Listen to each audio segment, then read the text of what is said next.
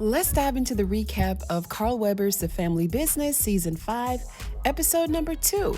I'm going to cover all the details of the entire episode. I'm going to tell you what I liked, what I didn't like, and how episode number 2 is going to propel us forward. Or not. This episode unfolded with Elsie and Chippy in bed.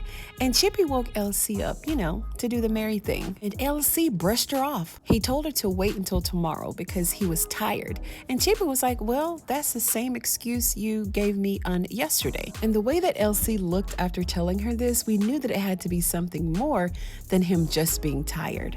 In an effort to get back at LoJack, Rio camped out at his place of business where he runs an illegal chop shop, but he found himself not going through with any of his plans when he saw his sister London join LoJack in a lip-locking session. Now, he's in shock, of course, and couldn't really wait to get to the club to let Paris know what was going on. And it don't seem like London miss Harris at all. Grieving for Harris, she ain't stunned Harris. Do y'all think she's got something to do with Harris being missing? And while she's over there spending some adult quality time with LoJack, Mariah is in her room grabbing everything that she could grab, even cash from her birthday card. And again, she's trying to get her father's attention, but just going about it the wrong way, right? I mean, she's a kid and she's only responding in the way that she knows how, and that's by seeking attention. She tripped all the power in the house as she knew that this would cause all the cameras to go black screen, right?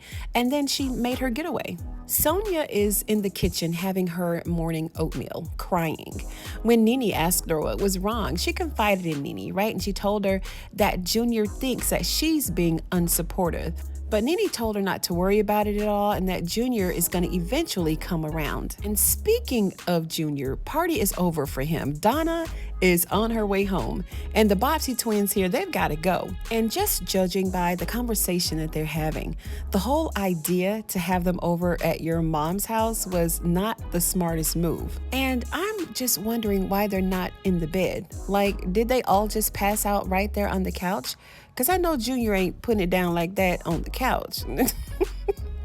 That's impossible. Not with two of them, right? But nonetheless, Donna is on her way and they got to get the hell out. So London finally made it home early morning from her escapades with LoJack. And of course, Chippy is trying to give her a hard time about being a good example for Mariah and her sister, right? And yada yada, typical Chippy, right? But I really like the way that London responded to her. She respectfully let her know, look, I don't agree with everything you do either, but I do what I'm told because I'm a Duncan. London just had to let her know that I don't agree or like every decision that you make, but I respect it. It wasn't quite put in that context, but that's what I tell my kids all the time. But that's what she meant, right? And Nene had to do a little straightening too and told Chippy that she was being judgy. Let me just add that I love Bernadette in this role. It's so befitting, right? I'm glad that Chippy looked to her for a piece of advice in this situation because you can't really control what grown people do. Nene gives Chippy this nice balance. And in this instance, a voice of reason because y'all know Chippy be on 3,000. Then we have Brandy Richardson going to her job interview with, I don't know, I guess Fresh Meadows is now officially out of business permanently.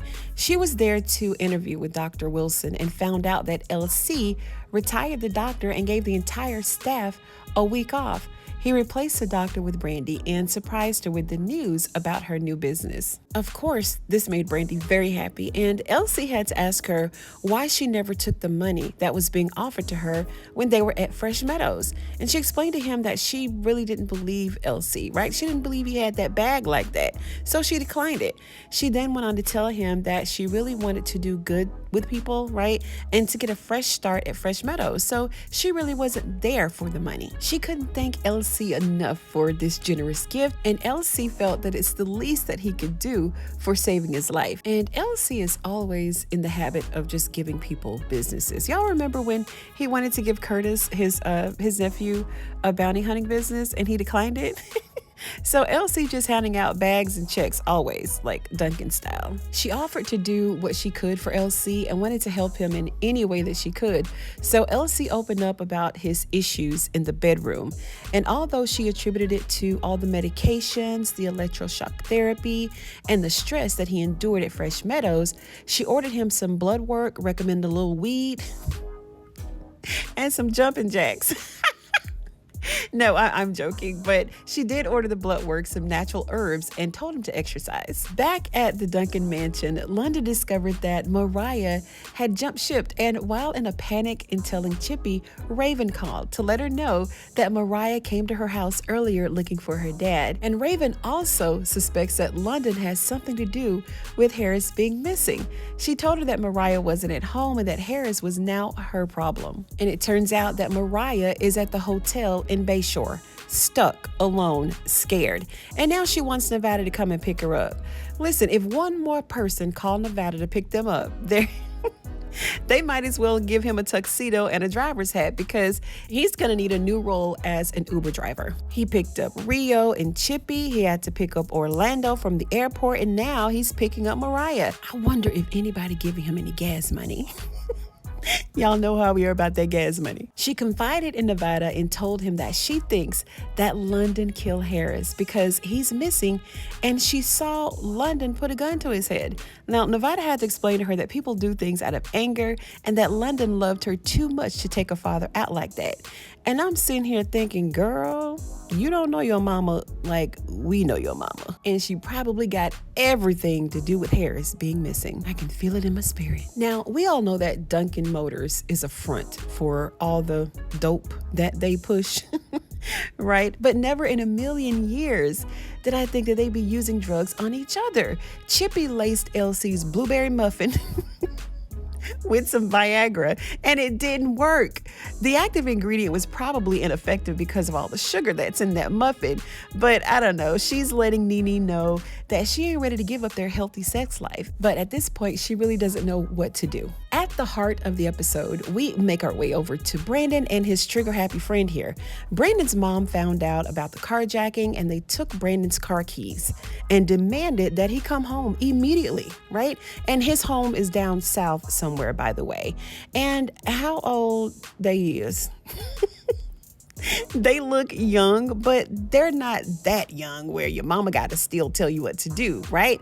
I don't know, maybe it's just me because he even said that he's been running in the streets since he was 16.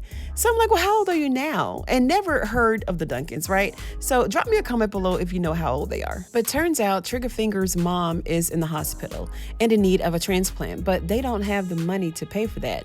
Hence why he's out in the streets carjacking people, right? He looked up the Duncans on his computer and found that Chippy is indeed who LoJack says she is. And the Aunt Coretta is wondering why out of all people in the world that he's looking up the Duncans. Nevada picked up Orlando from the airport, and he told him that he wanted to go and see Junior before he took him home. So instead of taking him to Donna's house where Junior is staying, he told him that if he wants to see Junior, then he needs to go to the Hellfire Club because that's where Junior is hanging out. You're going to find him right at the lunch buffet serving up the oars. He told his uncle Orlando that Junior is a regular at the club, right? And he's gone from 0 to 100 in just 30 days. Junior's membership has gone from bronze to platinum practically overnight. And we know from previous seasons that platinum members get the top tier red carpet treatment, that premium benefit package, right? With all the bells and whistles. Junior said he want all the cooch and don't hold nothing back. So if that's where he is, then that's where Orlando had to go. And he explained to Junior that they were still brothers and that he loved him. And Junior acknowledged the fact, yeah, we're still brothers, but we're just estranged for now. LC finally got the call from KD. What's up with all these acronyms for names? LC, KD, what's going on? But he got the call and told him that Jonah, I was calling this guy Jonas, in the last video. Told y'all I was watching with one eye open. He told him that Jonah would meet him at 9 o'clock at the ranch for the money drop. So the storylines deepen with trigger happy Harold here. Y'all, what's his name? Is if this were like one of the two robbers that I talked about in a previous video, then I'd assume that this is Roman, right? The triplet to Paris and Rio. So this may be him. And my little tin hat tells me that his mama gonna be on her deathbed and then she's gonna tell him that he's really a Duncan. Makes sense, right? So yeah, this is all coming together very nicely. I'm gonna need to catch up on this book thing, okay? Like, but yeah, all of this prompted him to go and see Darnell. And Darnell is the guy in the neighborhood that you go to when you need a quick job without a credit check and background investigation. He let him know that he's ready to get down with his crew, put in some work and get a bag or two so he can pay for his mama's surgery. But Darnell told him that it looks a little too soft for their line of work. But he told him that he was ready because his mom was in the hospital and he really needed some work. So he's down for whatever. And the episode concluded with LC and Jonah at the ranch. And LC didn't know who Katie was talking about at first, but LC knew exactly who he was. You catfish's boy. Catfish. I'm gonna reserve my commentary on that, but that's one hell of a name, right? My grandmama used to always say that your mouth is your worst enemy, right? And in this case, she was right, because this country bumpkin had all the money, had it in the bag, walking away, and then he started calling LC boy.